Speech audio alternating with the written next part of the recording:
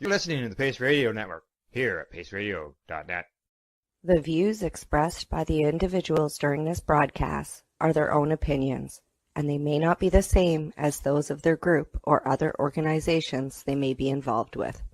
All medical advice during our broadcast is not a medical opinion and should be checked with your medical physician.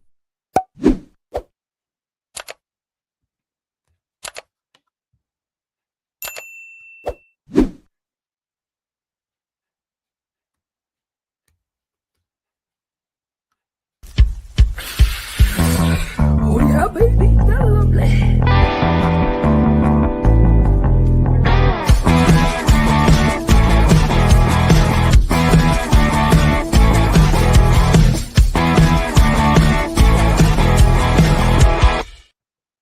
Good morning, it's March 3rd, and welcome to Psychedelics and Cannabis Educational News. I'm live here at paceradio.net and 420pace.ca. I'm going alone today. Cindy has the day off, but I've still got 8 stories, including studies, voter-approved laws that lawmakers don't like, which really bothers me. Cannabis is coming back to the fair, but where we're going to start off is on a report on CBD and autism. So here we go. This one comes to me from the International Cannabis Business Conference. Headline says CBD may mitigate severe behavior symptoms in children with autism. It starts off with letting us know that one of the most sensitive areas of cannabis policy, science, and industry is medical cannabis use by children. Yeah, that has been. No responsible cannabis consumer advocates for kids to consume cannabis except for in the most limited, tailored medical circumstances. It is an issue that needs to be taken very seriously, and parents should only proceed after talking to their family doctors to make sure that it is the right move for their situation. With that being said, there are instances where medical cannabis therapies can help younger patients. Now, according to the results of a recent study in Argentina, cannabidiol may help mitigate severe behavior symptoms in children diagnosed with autism. Now, they say that the objective use of CBD is safe and effective in mitigating severe behavior symptoms in pediatric patients with autism. And it says that this was published in a Pharmacology, Biochemistry, and Behavior publication. It's a journal. It says that Argentinian researchers assessed the efficacy of purified CBD in young patients. That's the age of 3 to 17. With autism, CBD was administered as an add-on medication for 6 to 12 months. Now, consistent with prior studies, investigators reported that CBD treatment treatment improved the quality of life, which is very important, of patients and their families in nearly half of the patients treated. The use of prescription medications decreased following the initiation of CBD therapy. So they were able to reduce the amount of pharmaceuticals they're on because they're using CBD. Bonus, another benefit. The study authors concluded, our results suggest that treatment with purified CBD is effective and safe and could benefit patients with severe ASD by improving some of the care symptoms, including repetitive behaviors and social interaction, as well as associated comorbidities. Now, the findings are consistent with those of placebo-controlled trial data showing improvements in ASD-related symptoms following the use of cannabinoid products. And they say observational studies have also shown the use of cannabis can provide benefits to young people and adults with autism. So there you go. All the better. More news that can get out there and more studies that can show that there's a benefit there, then all the better. And thanks for the like there, Leslie Hardy. Really appreciate that. And I'm going to move on to the next story. And this one here has to deal with cannabis and driving. And here we go. Victorian medical cannabis driving law change takes effect, and this comes to me from the Hemp Gazette. The story says, in the Australian state of Victoria, medicinal cannabis prescription holders testing positive for THC while driving are now protected from automatic loss of their driver's license, but it will still be an offense. While THC impaired window associated with moderate to high dose only lasts between an estimated 3 to 10 hours, THC can remain detectable up to weeks after it was last consumed. The co-host here, Glenn, he was 31 days, I believe it's where he was, and they still detected it in him. Now, they say that prior to March the 1st, drivers found detectable levels of THC faced a minimum 6-month cancellation of their license and also had to apply to the court to be relicensed. In November last year, the Victorian Parliament passed a Road Safety Act 1986 amendment giving courts discretion in relation to driver's license cancellation in such cases. This discretion assumes a valid prescription is held, the patient was using their medicinal cannabis in accordance with the prescription, and was unimpaired at the time. From March 1st, magistrates have the power to say you are a medicinal cannabis patient. You have provided your current script and you weren't impaired behind the wheel. You can keep your license. That's according to David Edershack. He's an MP and he's involved with legalized cannabis. He says, but courts will retain the authority to impose a fine or cancel a license. While the change isn't perfect, as it still means a trip to court, it's a start, says legalized cannabis Victorian Senate candidate Fiona Pattern. She says the new law still treats medicinal cannabis patients very differently to patients taking other possible impairing medicines, like strong opiates and benzos, but it is a step in the right direction. It has been a long time coming.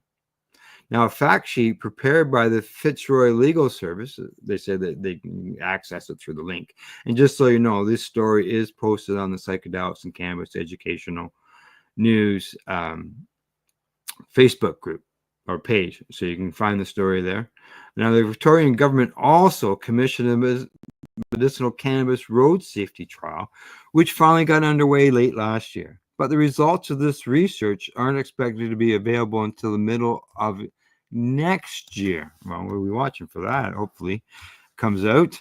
Depending on the results, the government may consider wider reform that will see medicinal cannabis being treated like any other prescribed medication. Now, across much of Australia, it is an offense to drive with any detectable level of THC. The exception is Tasmania, and only if the product was obtained and administered in accordance with the Poison Act of 1971. And in many medicinal cannabis advocates say the rest of Australia should follow Tasmania's lead. So there you go. They are getting a bit of benefit for the fact that they're medicinal for the patients there in Victoria and Australia, and that's always good news when that can happen. There's no doubt about that. All righty, from that we are moving on to a story that's going to be talking about psychedelics, and here we go. This one comes to me from Parkinson's News Today, and the headline there says psilocybin may help prevent brain damage after head injury, according to a rat study. Okay, this comes Parkinson's Today, so it's related along that Parkinson's disease, I gotta believe. Treatment with psilocybin, the hallucinogenic agent in magic mushrooms, may help to prevent damage to the brain following mild head injuries, according to the new study done in rats. Head injuries are an established risk factor for Parkinson's disease, as well as Alzheimer's and other forms of dementia. The study, psilocybin as a treatment for repetitive mild head injury, evidence from neurology and molecular biology, was published online as a preprint. It was not yet undergone peer review in the process where other scientists look over the study to ensure integrity in the data. I'm sure that's coming. Now, the repeated mild head injuries are common. And Cindy and I talked about this on Thursday, and I seen this again today, and I thought it was worth repeating, just so you know, in case it sounds familiar to some of you. Now, people, and it was the other story on Thursday was written by a different publication. So people can experience them playing heavy contact sports like football or from falls or other injuries. These mild injuries don't damage the skull, but they do cause a swelling and inflammation, like a bump, right? Which may set the stage for long-term brain damage. Studies have shown that people who experience repetitive head injuries are at increased risk of Parkinson's and other brain diseases. Now, the study goes on to say there's no contusion and bleeding to the brain, according to Craig Ferris. And all you see is the bump on the head from that, from the bump. And they say that's perfectly fine. But if you have 2 or more bumps, then you've got these long-term protracted problems, he says. I know a lot of us, we've bumped our heads many times. We were all kids at one time, right? Psilocybin, in addition to its hallucinogenic properties, has been shown to help reduce inflammation and promote new connections within the brain. And in recent years, there's been an increased interest in how this molecule might be used for medical purposes. Now, in the study, researchers tested the effects of psilocybin on repeated mild head injuries. They used adult female rats in a model that was developed to mimic what happens to people playing football. We impact them on the head. We don't use anesthesia because people aren't impacted with it. Everything we do mimics the human experience. We've replicated the problem as true as we could to the actual experience. So they're hitting the head of the rats with something. I don't think they tell us what they're hitting the heads with, but they're hitting the heads of the rats. And the MRIs of the rats following these head injuries, the brain showed changes similar to what are seen in people who experience head injuries, including edema and reductions in connections between nerve cells. This according to Ferris. He goes on to say that our results we get with the MRIs are the same results reported in the clinic. So not only does the experience replicate, but the results from that experience translates to the human condition. The researchers found that psilocybin treatment leads to less edema as well as more pronounced connections between the nerve cells. So it can reduce the bump in your head, and that's, sports that happens, quite often. Heads are getting hit, and but maybe psilocybin can help people with head injuries, and maybe be a benefit for better quality of life down the road as a prevention for Parkinson's disease. So you just find out as time goes on. All righty, on to my next story before we go to break. Headline here, and the story comes to me from the Gauntleter, and the headline, as I said, just say no to marijuana. Trump's pick that had the DEA links cannabis to suicide and schizophrenia. Oh, that's not sounding promising. In a move that has reignited debates about federal drug policy, former President Donald Trump, he's now a president. So let me just double check to see how old this story is. I say it's February 27th, folks. I don't know why it's got the word former. Has appointed Terrence Cole as the new head of the Drug Enforcement Agency's administration. Cole, a veteran DEA official with over 2 decades of experience, is known for his staunch opposition to cannabis legalization. His appointment signals the return to the Regina era just say no approach to the drug enforcement, with Cole publicly linking cannabis use to an increased risk of suicide and schizophrenia, particularly among young users. The announcement has drawn sharp reactions from both sides of the political aisle, with advocates for cannabis reform expressing concern that Cole's leadership could roll back progress made in recent years. Meanwhile, proponents of stricter drug enforcement have hailed the appointment as a necessary step to combat what they see as the growing normalization of cannabis in American society. Now, this article is going to go on the background of Terry Cole and his controversial views on cannabis and what his appointment could mean for the future of cannabis policy in the United States. Now, his appointment comes at a pivotal time for the cannabis policy. Over the past decade, there have been a seismic shift in public attitudes towards cannabis. As of 2025, 23 states have legalized recreational cannabis use, and 38 states allow medical use. Public opinion polls consistently show that a majority of Americans support federal legalization. Despite this momentum, cannabis remains classified as a Schedule I drug under the Controlled Substances Act, a category reserved for substances with high potential for abuse and no accepted medical use. No accepted medical use. 38 states with medical cannabis laws, but no accepted use. Cole's nomination appears to signal a departure from the more reform-oriented approach taken by previous administrations. During President Joe Biden's tenure, there were significant discussions about rescheduling cannabis to a lower classification or even decriminalizing it at the federal level. However, Trump's decision to appoint Cole suggests his administration is doubling down on traditional drug enforcement strategies. In his first public statement following his nomination, Cole said, "We cannot afford to ignore the science. Cannabis is not the harmless substance that many claim it to be. It poses serious risks to mental health and public safety." This rhetoric echoes the anti-drug messaging of the 1980s, when First Lady Nancy Reagan spearheaded the Just Say No campaign as part of the broader war on drugs. Critics argue that such policies disproportionately targeted minority communities and contributed to mass incarceration without effectively addressing abuse issues. Now, who is Terry Cole? He's no stranger to the DEA or its mission. Over his 22-year career with the agency, he rose through the ranks, earning a reputation as a tough-on-crime enforcer.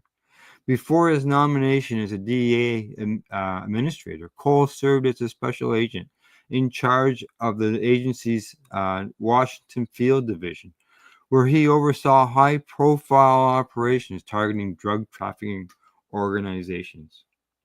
Cole has long been an outspoken critic of cannabis legalization efforts. In 2021, he testified before Congress against proposals to decriminalize cannabis at a federal level. During his testimony, he cited studies suggesting that heavy cannabis use among adolescents could lead to long-term cognitive impairment and an increased likelihood of developing psychosis or schizophrenia. Cole said during his testimony, "The data is clear. Cannabis today is far more potent than it was 30 years ago. We are not dealing with Woodstock weed anymore. We are dealing with a substance that can have devastating effects on young minds." Cole has also linked cannabis use to rising suicide rates among teenagers and young adults. While some studies have explored potential correlations between heavy cannabis use and mental health issues, critics argue that such claims oversimplify complex issues and ignore other contributing factors like socioeconomic conditions and access to mental health care. Cole's assertions about the cannabis risks are not without precedent, but remain highly contested within the scientific community.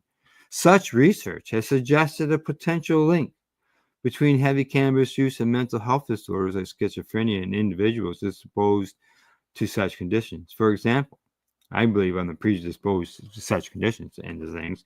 For example, a 2019 study published in the Lancet Psychiatry found the daily use of high-potency cannabis use was associated with an increased risk of psychiatric disorders. Other studies have suggested that early and frequent cannabis use may exacerbate symptoms in individuals already vulnerable to mental health issues. However, many experts caution against drawing casual conclusions from these findings, according to Dr. Susan Weiss, director of Ivison of Extramural Research of the National Institute of Drug Abuse, has stated. While there is evidence of an association between cannabis use and certain mental health outcomes, it is important to consider other variables that may contribute to these factors or these risks. Moreover, proponents of legalization argue that regulating cannabis can mitigate some of these risks by ensuring product safety and providing education about responsible use. Now, Cole's appointment could have far-reaching consequences for federal cannabis policy. As head of the DEA, he will play a key role in determining how federal law enforcement approaches cannabis-related offenses. This includes decisions about whether to prioritize crackdowns on state legal cannabis businesses or focus resources on other drug enforcement efforts. One immediate concern among advocates is how Cole's leadership might impact efforts to reschedule or deschedule cannabis under federal law.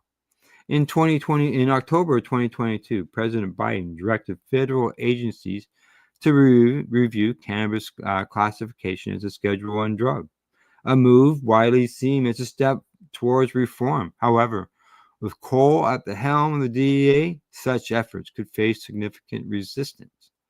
Kevin Sabet, he's the president of Smart Approaches to Marijuana, which is called SAM, praised Cole's appointment as a victory for public health. Terrence Cole understands that we cannot sacrifice our youth's well-being on the altar of big marijuana profits, is what Sabet has said. And he's part of the reason why the rescheduling has halted. That's another story, though. On the other hand, organizations like NORML have expressed alarm over what they see as an aggressive turn in federal policy. In a statement following Cole's appointment, NORML Director Eric Altieri says, "This appointment represents an outdated approach to drug policy that ignores decades of progress and overwhelming public support for legalization." He doesn't sound too enthused, does he? Cole's hardline stance could exacerbate tensions between state governments that have legalized cannabis and federal authorities tasked with enforcing prohibition laws. While Congress passed legislation in 2023 protecting state legal cannabis businesses from federal intervention, these protections are not permanent and could be revisited under new leadership. In states like Colorado and California, where legal cannabis industries generate billions in revenue annually, there is growing concern about how aggressive federal enforcement might disrupt local economies. Additionally, medical cannabis patients who rely on cannabis for conditions like chronic pain or epilepsy worry about potential restrictions on access. At its core, Cole's appointment reignites broader debates about how society should balance public safety concerns with individual freedoms when it comes to drug use. Supporters of stricter enforcement argue that normalizing cannabis sends mixed messages about its risks, particularly to young people, and undermines efforts that address substance abuse more broadly. Opponents counter that criminalizing cannabis does more harm than good by perpetuating systematic inequalities and diverting resources away from addressing more present public health crises like opioid addiction. Dr. Ethan Russo, a neurologist and prominent cannabis researcher, argues we need policies grounded in science rather than fear-mongering rhetoric demonizing cannabis ignores its potential benefits while failing to address legitimate concerns about misuse. In conclusion, Terry Cole's appointment as DEA minister marks a significant shift in federal drug policy under President Trump's administration. With his just say no style rhetoric and firm opposition to cannabis legalization, Cole represents a return to more traditional approaches to drug enforcement, ones that many hoped were relics of the past. As debates over cannabis reform continue to unfold at both state and federal levels, one thing is clear. Terrence Cole's leadership will be closely watched by advocates on all sides of this contentious issue, and I'm going to say on all sides of the border as well. Whether this tenure will lead to meaningful progress or further polarization remains an open question. But its impact on America's evolving relationship with cannabis is likely to be profound. So there we go, folks. Doesn't sound promising when it comes to at least the DEA fella there, Mr. Cole. Obviously, it's not the same Cole that wrote the Cole memo to allow the states to go ahead to do what they're doing, even though the federal law hasn't changed. But it's a matter of time. It'd be nice if he spoke up, maybe address the issue. As they said, there's billions of dollars in several states. And now they're all sort of hanging on the thread, not knowing what's going to happen because of what this fella has said in the past. So let's hope that he speaks up, and when he does, it is in favor of cannabis legalization and not going back in time of penalizing people. Alrighty, folks, it's time for me to take a medication break. I'll be right back. You're watching Psychedelics and Cannabis Educational News. I'm live here at paceradio.net and 420pace.ca. We are people advocating cannabis education here at paceradio.net. Limestone City Hydroponics is Kingston, Ontario's hydroponics shop. Take your growing to the next level and create the optimal environment with a tent kit, or maximize your yield with an ebb and flow flood table kit. Either way, Limestone City Hydroponics has more sizes and options to fit your needs. Are you looking for the power of the sun that adapts to your budget? Then look no further, as they have professional grow lighting. They have indoor grow systems that are easy and cost effective, with many options to fit your living space and lifestyle. Cultivate your growing potential. We have everything you need to succeed. And if you can't make it to the store, they offer local delivery to the greater Kingston area.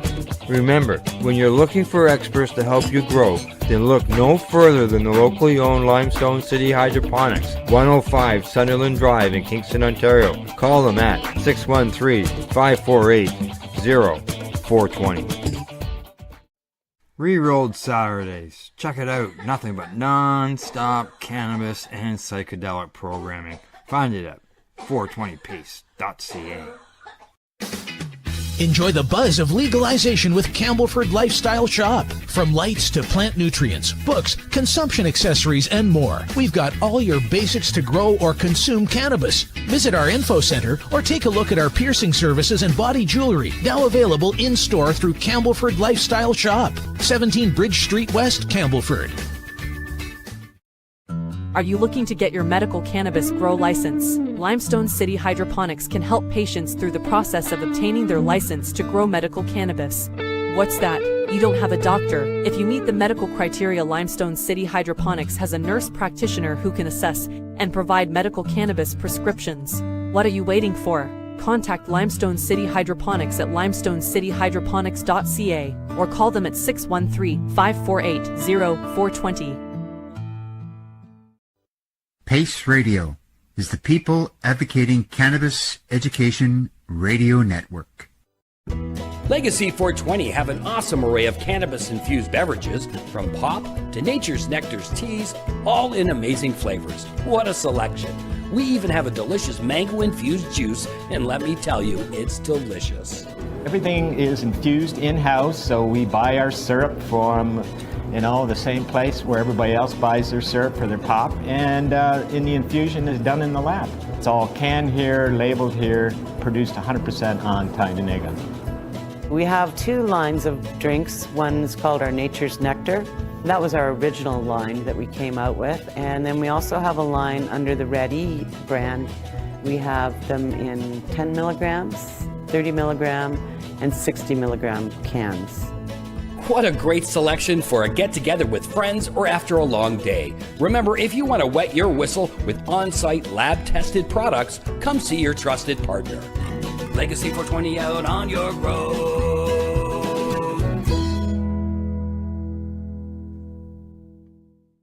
You're listening to the Pace Radio Network here at paceradio.net. All right, and back for a medication break. Now, if you remember, before the break, we did an article on Terrence Cole being appointed for DA and what it could mean coming down the road. Well, what's going to come of that? Well, let's just see here on our next story. This one's coming to me from the Business of Cannabis, and the headline says, Cannabis advocacy groups to descend on Capitol to push for legalization as cannabis research funding is slashed. There you go. The largest bipartisan coalition of cannabis advocacy, industry, and grassroots organization is set to descend on the U.S. Capitol for a week of action to push the Trump administration to legalize cannabis. It comes as the government continues to blitzkrieg of existing regulations, announcing this week that it would slash federal research funding, leading to the potential defunding of over 500 ongoing cannabis studies. From April the 28th to May the 1st, 2025, the Cannabis Unity Coalition, which includes leading advocacy organizations like NORML, Drug Policy Alliance, Last Prisoner Project, and the National Cannabis Industry Association, will head to Washington for a week of lobbying efforts. The week kicks off with the Policy Summit on April 28th, followed by Congressional Press Conference and welcome ceremony at the U.S. Capitol Visitor Center on April the 29th. Then, on April the 30th, advocates will participate in Lobby Day, meeting with legislators to press for reform. The week concludes on May the 1st with a demonstration outside the White House calling for presidential clemency for those still incarcerated for cannabis-related crimes. Rep. I.M. Omar, newly elected co-chair of the Congressional Cannabis Caucus, said, "It's beyond time to legalize cannabis nationwide and expunge records for those incarcerated for cannabis-related offenses. I'm incredibly grateful for the partnership of the Cannabis Unity Coalition and look forward to working together to get this done." Meanwhile, the rapid government shakeup under the new administration threatens to severely impact the progress of cannabis reform in the country. MJ Biz Daily reports that the Trump administration decision to cut federal research funding is threatening 565 ongoing cannabis-related studies, potentially impacting the highly anticipated cannabis rescheduling process. Earlier this month, the National Institute of Health announced that it would reduce indirect costs covered by federal grants to no more than 15%, stripping the much-needed funding for universities conducting cannabis research at a critical juncture for the industry. Several universities have already sued to block the NIH cuts, forcing an indefinite pause on the policy. However, researchers fear that if the legal battle is lost, their work could grind to a halt. The cuts are particularly concerning for cannabis research, which has already faced significant regulatory barriers for decades. The impact on these cuts extend beyond academia. The $32 billion legal cannabis industry relies on federally funded research to counter negative claims, defend itself from lawsuits and support policy making. Without reliable scientific data, cannabis companies face a harder fight against accusations of harm from high-potency THC products and political efforts to reverse legalization. So there you go, folks. Not only is the DEA into things not looking good, but cutting funding for 565 projects. Like, I was wow when I first initially read that they had so many studies that was going on, because they're always saying, well, we need more studies. We need more studies. There's no studies being done in the U.S. And there they mentioned 565 studies on cannabis are put on hold. Whether they were good studies or bad studies, don't know. But nevertheless, they are studies. So, all right, on to the next one. Ohio Senate votes to strip down voter-backed cannabis legalization law. This comes to me from Entrepreneur. So the voters vote on a law. It's approved by them, but the lawmakers don't like it. But the voters approved it. Let's find out. The Ohio Senate this week passed a bill to override parts of the state's voter-backed cannabis legalization laws. The bill, which was passed by Senate Republicans in a 23-9 party line vote, would implement many changes to the state's cannabis law, including limiting cannabis home grows from 12 plants to 6. Just cut them right in half. Removing the industry's social equity and jobs program. Why we want to help people who have been victims of the law.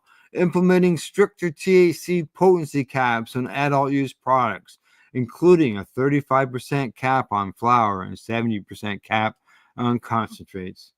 Creating a mandatory 3-day jail sentence for anyone who smokes or vapes cannabis while riding in a vehicle. Reducing cultivation space for the state's largest licensed cultivators. Capping cannabis dispensaries in the state to 350. Giving new powers to the CDC to regulate cannabis advertisement. A Republican lawmaker said the provisions would help prevent illicit cannabis activities without affecting consumers' legal right to access cannabis. Meanwhile, Senate Democrats argue that the proposed amounts to legislative outreach on an issue that was already decided by voters. Exactly. It says here, Senator Bill DeMora, in a quote, says, "We're now trying to take away the rights of people by making lots of things that are legal today illegal. Should this bill become law?" Bingo. Exactly. The proposal moves next to the House of Representatives for consideration. Ohio voters approved the current cannabis laws in 2023. The adult use cannabis market officially launched last year, and Ohio dispensaries sold $255 billion worth of products in the first 6 months. And just so you know, this is not the only state where this voter approved things or where things have been approved by somewhere along the line and they've been cut off. Governor Youngkin, I can't remember exactly what state he's in. He's another one. He's putting a veto on a cannabis law that made it through the House and all that, and he's decided that he doesn't like it, and he's gonna, cut it off. So see what happens down the road. All righty, on to my next story. This one here comes to me from Marijuana Moment. Headline there says that California State Fair will again feature on-site cannabis sales and consumption with new award categories for blunts, hash, and chocolates. Hey, who doesn't like this story? All right, here we go. California State Fair will once again feature cannabis exhibit and competition at this year's event, with expanded award categories meant to showcase the diversity of the state's market. This is the 4th year that California's annual event has invited cannabis entrepreneurs and consumers to join the festivities. For their 2nd year in a row, on-site sales and consumption will be permitted during the 17-day fair.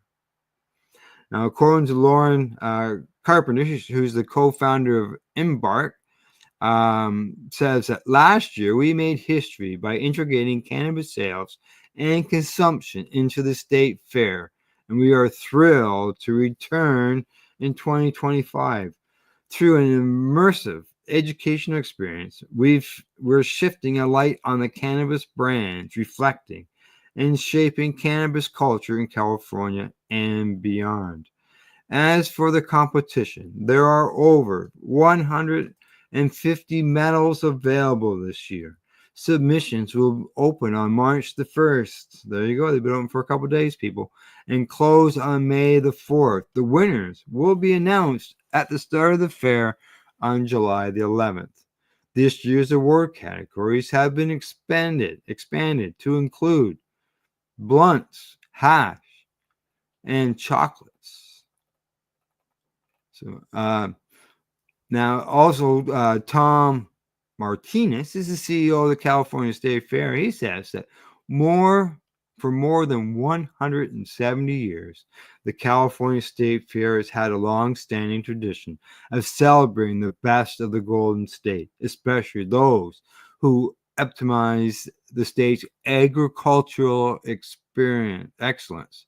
Since welcoming cannabis to the fair, we've witnessed firsthand the pride and dedication of California's cannabis cultivars, who are crafting some of the best products, not just in the state, but in the entire industry. Other categories for awards include indoor, outdoor, and mixed light flower, beverages, cartridges, concentrates, edibles, pre-rolls, and wellness. In just a few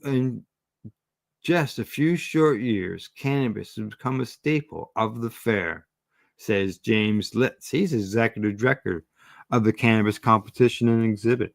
He goes on to say that this year we're evaluating the experience, expanding the competition, celebrating more product categories, and connecting the consumers with the farmers and producers behind the cannabis products.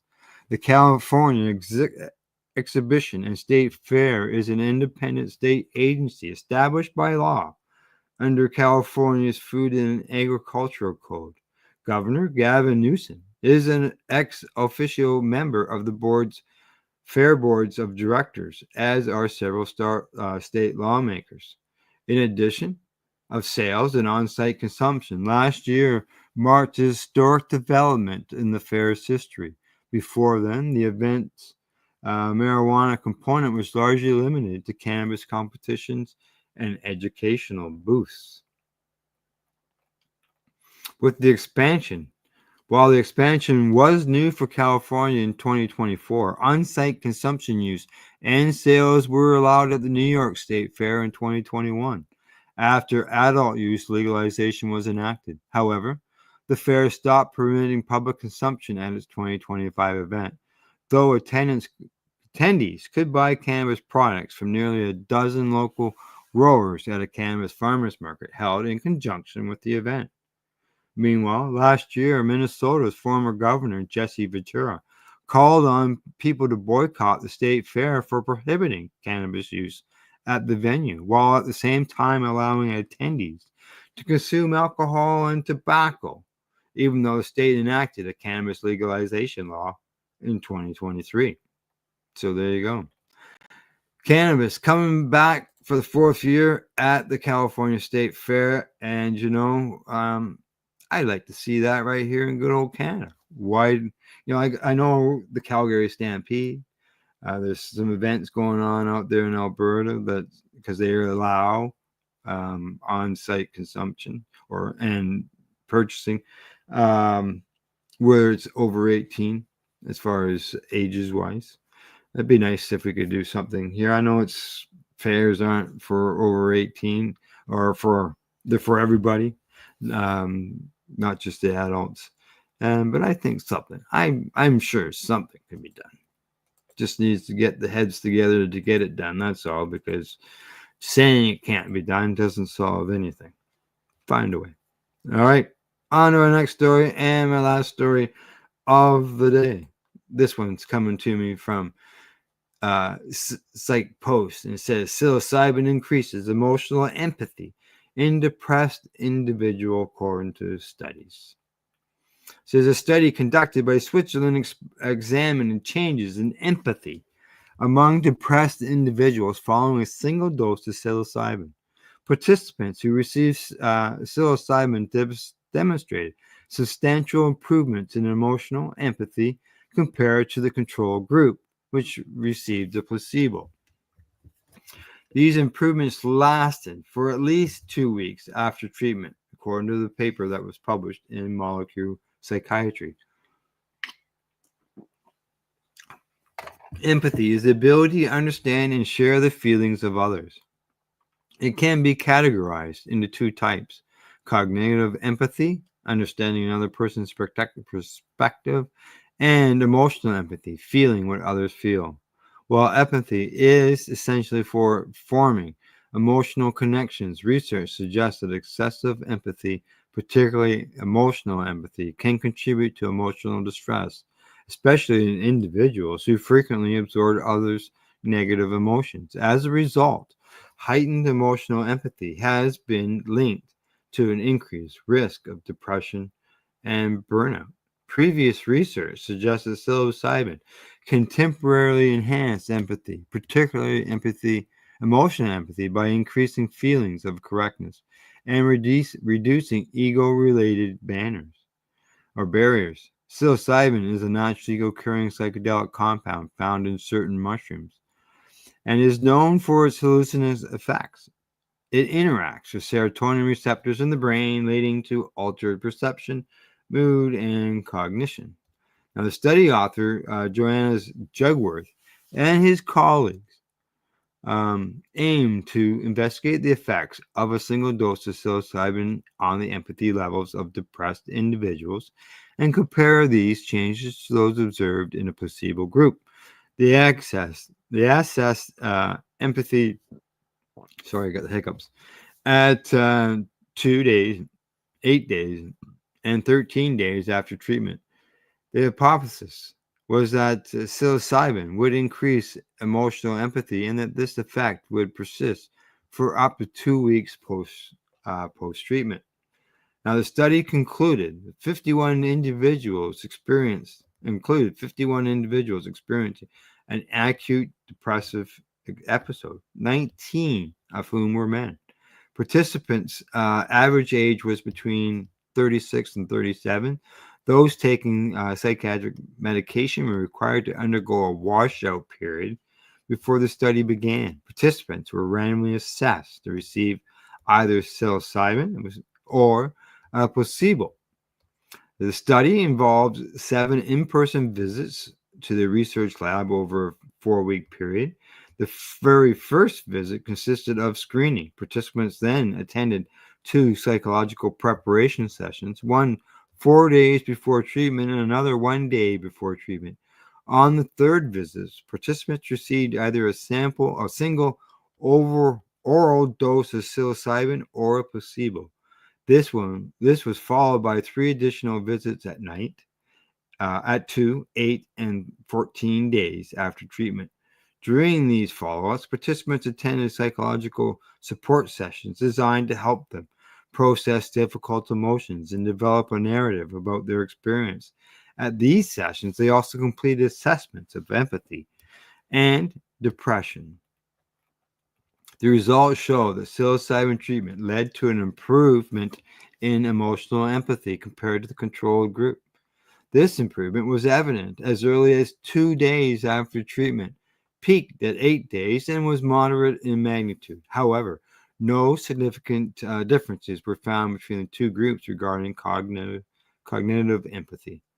At the 8-day and 14-day follow-ups, individuals in the placebo group who experienced a stronger increase in emotional empathy also tended to show greater improvements in depressive symptoms. However, this association was not observed in the psilocybin group.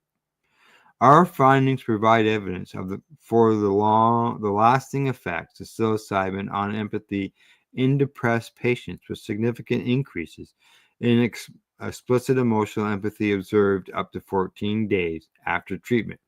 Given that conventional antidepressants have observed to reduce empathy, psilocybin could be a promising candidate for enhancing social cognition and strengthening therapeutic alliance, the study authors have concluded. The study contributes to the scientific understanding of psilocybin's effects on depressed individuals. However, it is important to note that the study groups were relatively small, meaning some weaker effects may have gone undetected. So that's quite often they can say that the studies are small. I don't know, what do they consider small?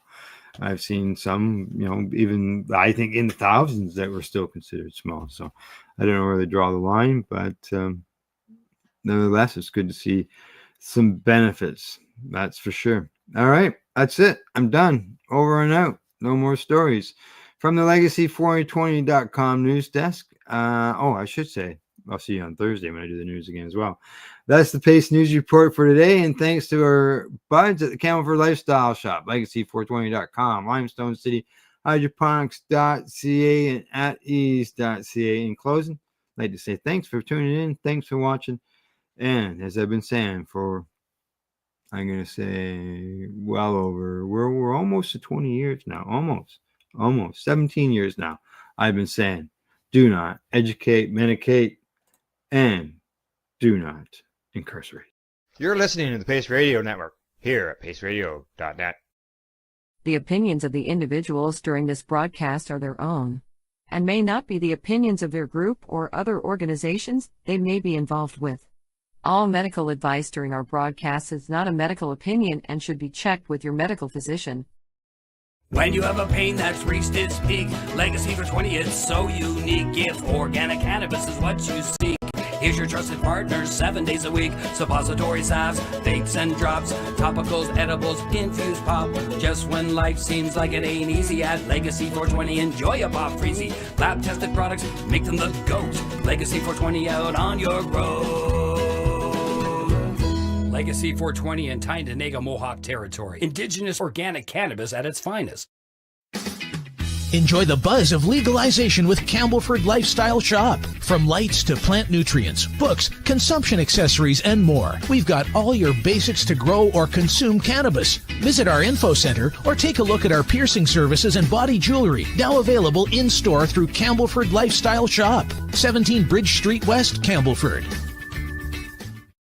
Limestone City Hydroponics is Kingston, Ontario's hydroponics shop. Take your growing to the next level and create the optimal environment with a tent kit, or maximize your yield with an ebb and flow flood table kit. Either way, Limestone City Hydroponics has more sizes and options to fit your needs. Are you looking for the power of the sun that adapts to your budget? Then look no further, as they have professional grow lighting. They have indoor grow systems that are easy and cost effective, with many options to fit your living space and lifestyle. Cultivate your growing potential. We have everything you need to succeed. And if you can't make it to the store, they offer local delivery to the greater Kingston area. Remember, when you're looking for experts to help you grow, then look no further than the locally owned Limestone City Hydroponics, 105 Sunderland Drive in Kingston, Ontario. Call them at 613-548-0420. We are people advocating cannabis education here at paceradio.net.